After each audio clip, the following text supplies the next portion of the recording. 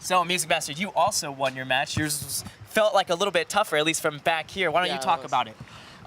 First match, I had a good matchup. It was pretty clean, but the second one, okay, sorry. For the first match, I had a pretty good matchup, so it seemed smooth sailing from there. But in the second match, I decided to keep the same deck, which I guess on hindsight right now wasn't a really good decision because Yaya used a really nice, counter deck.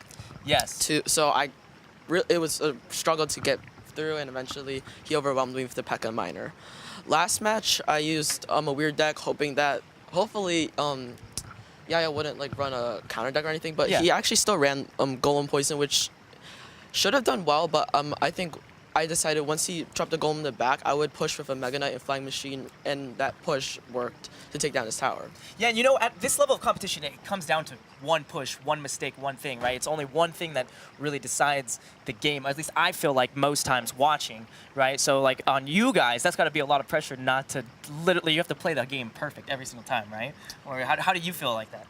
For me, I mean, everyone makes mistakes. I mean, I obviously try not to like misdrop any cards that might like lose a tower or anything. But for me, I always try to, I guess, find a way to win. You want to find like if something's not working, I will always like try to change something up so I can maybe get the tower. So like with I was gonna struggle to get that tower down just with chip damage. Yep. So I decided once he would put the Golem in the back, which he did, I would go in with a push on the opposite lane because he had low elixir, and it worked out. Yeah, I think that's a great tip for people at home. Like, no matter what matchup you get, even if it's a counter deck, you're always looking for that, how do I switch it up? How do I win this? How do I make the best of what I have, right? And I think you did that really good by switching. Like you said, you played a very, you said sort of random, but like off-meta deck for your last day. Why don't you tell us like how you decided to choose that?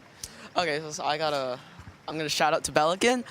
He gave me this deck, or he created a deck and I copied it.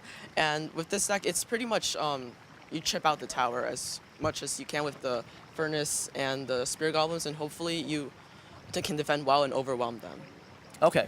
Yeah. So you're really going for chip damage with this deck, and obviously you play a lot of off-meta cards, so it's not easy for your opponent to be like, oh, I play against this every day, right? Yeah. So that's really cool. That's really cool. And as like your experience so far, right? You're a pro player. You're at the highest level. You're representing, your clans and your stuff as well. Like, how has this been? How has this whole tournament been for you so far? I mean, we're only one match in.